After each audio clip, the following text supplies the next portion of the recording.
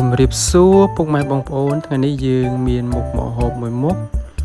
ថាសម្លម្ជូរត្រីកញ្ចុះប្រឡាក់តោះ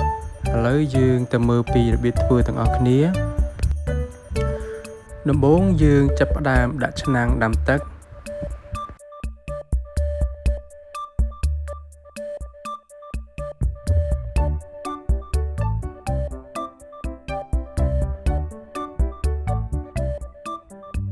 តើឥឡូវទឹករបស់យើងគឺពុះហើយបងប្អូនឥឡូវយើងថែមគ្រឿងមានរំដេងខ្ទឹមសស្លឹកក្រូចសើច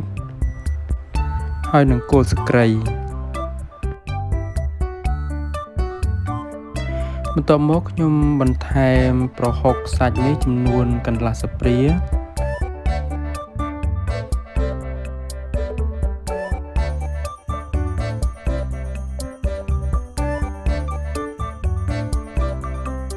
បន្ទាប់មកយើងដាក់ត្រីកញ្ចុះយើងចូល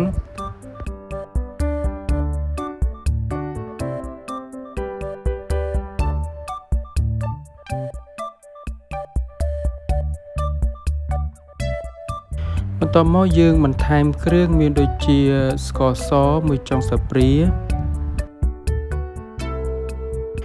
អំបិលគ្រើម1ចុងស្លាបព្រា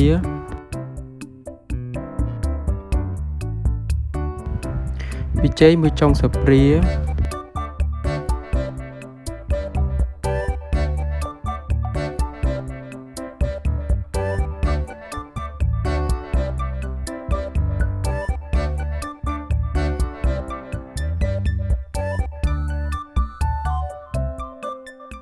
បន្ទាប់ពីទឹកពុះមួយសន្ទុះយើងចាប់ផ្ដើមដាក់បន្លែចូល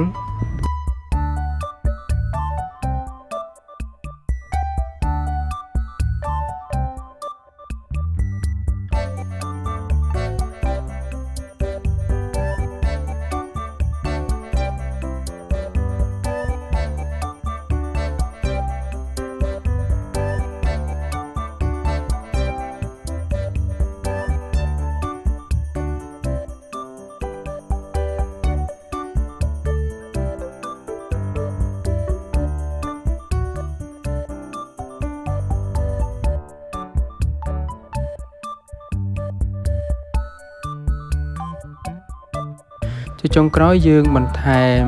ត្រួយអំពិល1ក្តាប់ហើយនិងម្រះព្រៅ1ក្តាប់រួចជាការស្រេច